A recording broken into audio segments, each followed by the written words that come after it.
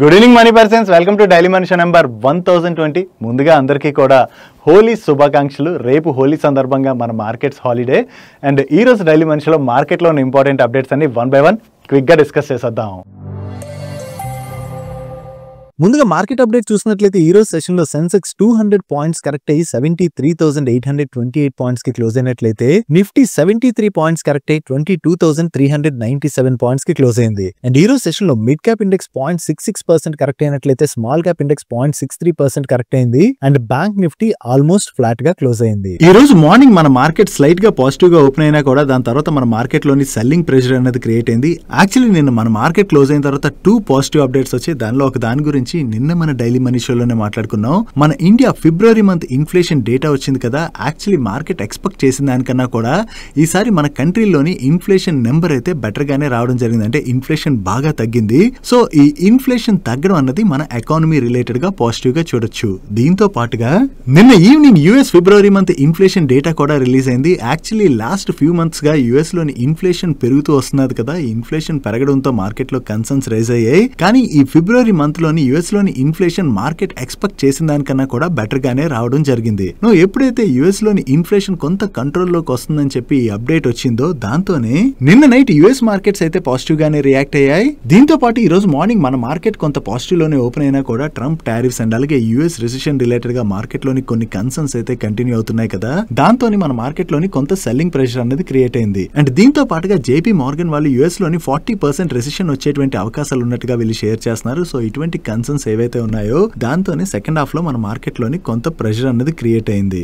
మన market related గా concerns మనం చూసినట్లయితే అవుట్ సైడ్ కన్సర్న్స్ ఎక్కువగా ఉన్నాయి. మన ఎకానమీ అయితే స్ట్రాంగ్ గానే ఉన్నది. కాకపోతే లాస్ట్ 2 క్వార్టర్స్ లోని కంపెనీస్ కొంత నెంబర్స్ డిసప్పాయింట్ చేయడంతోనే మార్కెట్ లో ఫస్ట్ సెల్లింగ్ ప్రెషర్ అనేది క్రియేట్ అయింది. దీంతో పాటు ట్రంప్ టారిఫ్స్ రిలేటెడ్ గా కొన్ని కన్సర్న్స్ ఉన్నాయి. సో ఫస్ట్ థింగ్ ఎలాగే ఈ మార్చ్ క్వార్టర్ అనేది క్లోజ్ అయిపోతుంది కదా. సో మార్చ్ క్వార్టర్ క్లోజ్ అయిపోయినట్లయితే ఈ Q4 నెంబర్స్ పోస్ట్ చేస్తాయి కదా కంపెనీస్. ఈసారి కనుక కంపెనీస్ కొంత బెటర్ నెంబర్స్ ని పోస్ట్ చేసినట్లయితే మార్కెట్ లో ఉన్న కొన్ని కన్సర్న్స్ తగ్గుతాయి. దీంతో పాటు ట్రంప్ టారిఫ్స్ రిలేటెడ్ గా కొన్ని రోజుల్లో క్లారిటీ వచ్చేటువంటి అవకాశాలు కనిపిస్తున్నాయి. మన ఇండియా అండ్ యుఎస్ మధ్యన ట్రేడ్ డీల్ కనుక జరిగిపోయింది అనుకోండి, ఈ టారిఫ్స్ రిలేటెడ్ గా ఉన్నటువంటి కన్సర్న్స్ కూడా తొలగిపోతాయి. కాబట్టి అగైన్ మన మార్కెట్ లోని పాజిటివ్ ర్యాలీ స్టార్ట్ అయ్యేటువంటి అవకాశాలు అయితే ఉన్నాయి. నెక్స్ట్ త్వరలో F&O ట్రేడర్స్ కి సెబీ దగ్గర నుంచి బిగ్ షాక్ తగిలేటువంటి అవకాశాలు అయితే కనిపిస్తున్నాయి. యాక్చువల్లీ లాస్ట్ ఫ్యూ ఇయర్స్ గా మన కంట్రీలోని ఈ F&O సెగ్మెంట్ లోని రీటైల్ వాల్యూమ్స్ కంటిన్యూస్ గా పెరిగిపోతున్నాయి. ఈ సెగ్మెంట్ లో ఉన్నటువంటి రిస్క్ ని అయితే అర్థం చేసుకోక చాలా మంది F&O సెగ్మెంట్ లోని ట్రేడ్స్ చేయడం ద్వారా నష్టపోతున్నారని చెప్పి సెబీ కన్సర్న్స్ రైజ్ చేస్తూ వస్తుంది కదా.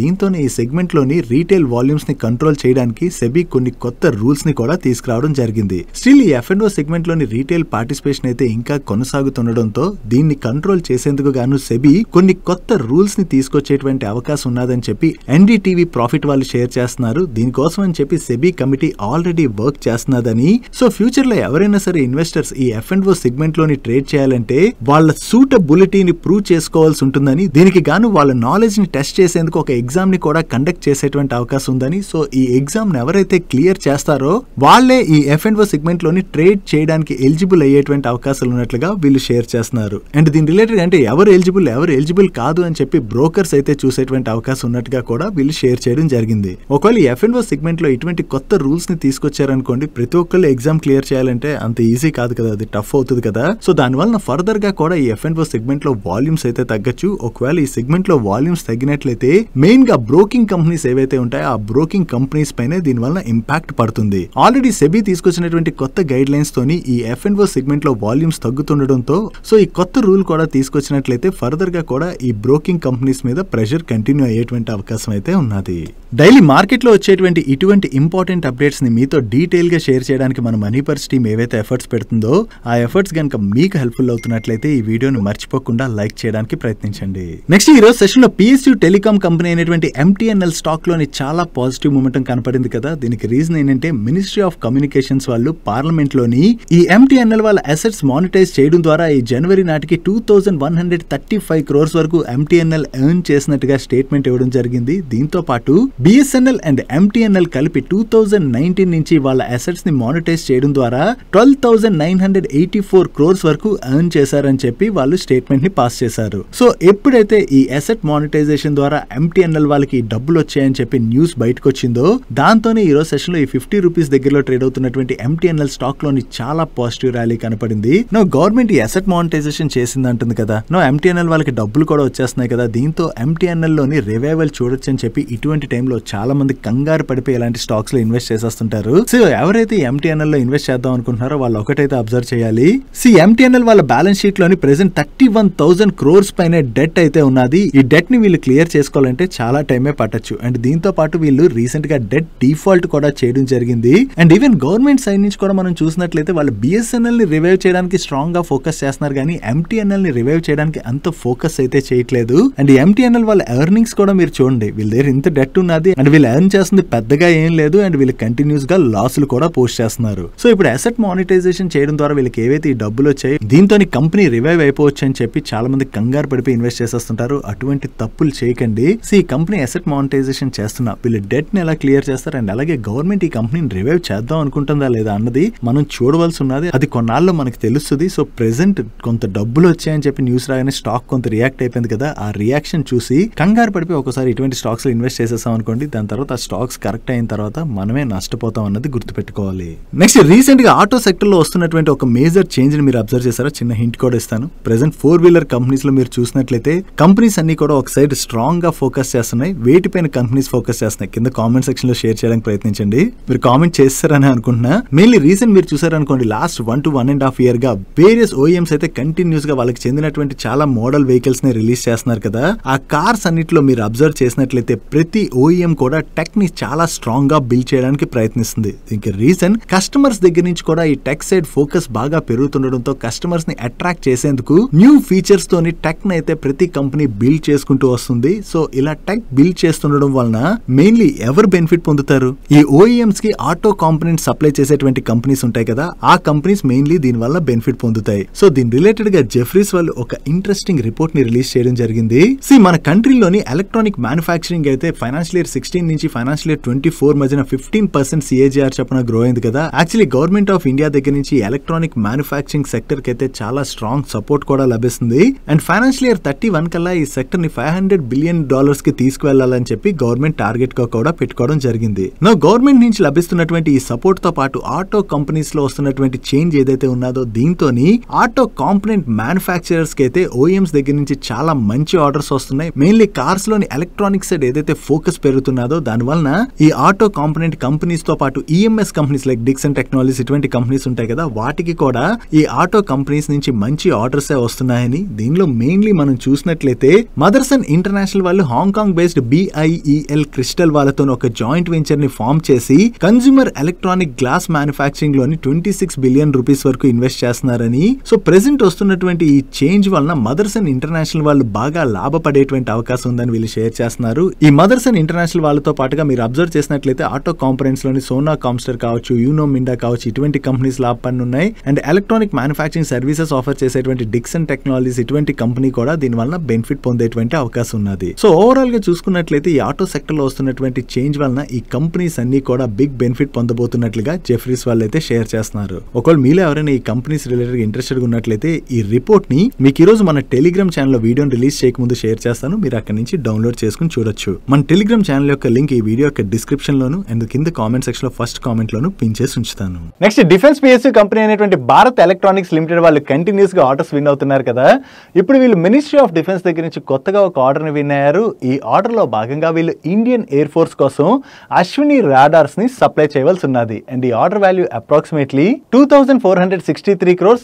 కొత్తగా వచ్చినటువంటి ఆర్డర్ తో కలుపుకుని ఈ ఫైనాన్షియల్ ఇయర్ లోని వీళ్ళు టోటల్ గా 17,000 crores పైనే ఆర్డర్స్ ని విన్ అవ్వడం జరిగింది. సో ఇలా కంటిన్యూస్ ఆర్డర్స్ ఏవైతే వీళ్ళకి వస్తున్నాయో ఇది భారత్ ఎలక్ట్రానిక్స్ లిమిటెడ్ వాళ్ళ రిలేటెడ్ గా మనం పాజిటివ్ గా చూడొచ్చు. Next one of the leading agrochemical company అయినటువంటి కోరమండల్ ఇంటర్నేషనల్ వాళ్ళు ఈ స్పేస్ లో వాళ్ళ పొజిషన్ ని స్ట్రెంథన్ చేసుకునేందుకు గాను ఈ అగ్రికెమికల్ స్పేస్ లోని వర్క్ చేసేటువంటి NACL ఇండస్ట్రీస్ లోని మెజారిటీ స్టేక్ అంటే 53% స్టేక్ ని 820 crores కి అక్వైర్ చేసేందుకు గాను వీళ్ళు అగ్రిమెంట్ లోకి ఎంటర్ అవ్వడం జరిగింది. సో ఈ కంపెనీలో వీళ్ళు మెజారిటీ స్టేక్ ని అక్వైర్ చేస్తున్నారు కదా. ఈ మెజారిటీ స్టేక్ ని అక్వైర్ చేస్తుండడం వలన సెబీ రూల్స్ ప్రకారం 26% ఓపెన్ ఆఫర్ కూడా ట్రిగర్ అయింది. ఈ ఓపెన్ ఆఫర్ లోని వీళ్ళు NACL షేర్ హోల్డర్స్ దగ్గర నుంచి ఈచ్ షేర్ ని 76 రూపీస్ ₹1.70కి అక్వైర్ చేయనున్నారు. ఆల్మోస్ట్ NSCL ఇండస్ట్రీ స్టాక్ మార్కెట్లో ఏ ప్రైస్ లో ట్రేడ్ అవుతున్నదో ఆ ప్రైస్ కి దగ్గరలోనే వీళ్ళు ఓపెన్ ఆఫర్ ని కూడా అనౌన్స్ చేయడంతో ఈ రోజు సెషన్ లో NSCL ఇండస్ట్రీ స్టాక్ అయితే పాజిటివ్ గా రియాక్ట్ అయింది. NSCL ఇండస్ట్రీలో వీళ్ళు మెజారిటీ స్టేక్ ని అక్వైర్ చేస్తున్నారు కాబట్టి ఈ NSCL ఇండస్ట్రీస్ కు ఉన్నటువంటి మ్యానుఫ్యాక్చరింగ్ కెపాసిటీ కూడా కోరమండల్ ఇంటర్నేషనల్ వాళ్ళకి వచ్చి యాడ్ అవబోతుంది. సో ఈ స్పేస్ లో ఏదైతే ఆపర్చునిటీ క్రియేట్ అవుతున్నదో ఆ ఆపర్చునిటీని క్యాటర్ చేసేందుకు ఇది కోరమండల్ ఇంటర్నేషనల్ వాళ్ళకి హెల్ప్ఫుల్ కానుంది. నెక్స్ట్ BSNL వాళ్ళ భారత్నెట్ ప్రాజెక్ట్లో భాగంగా వేరియస్ కంపెనీస్కి అయితే కంటిన్యూస్గా ఆర్డర్స్ వస్తున్నాయి కదా.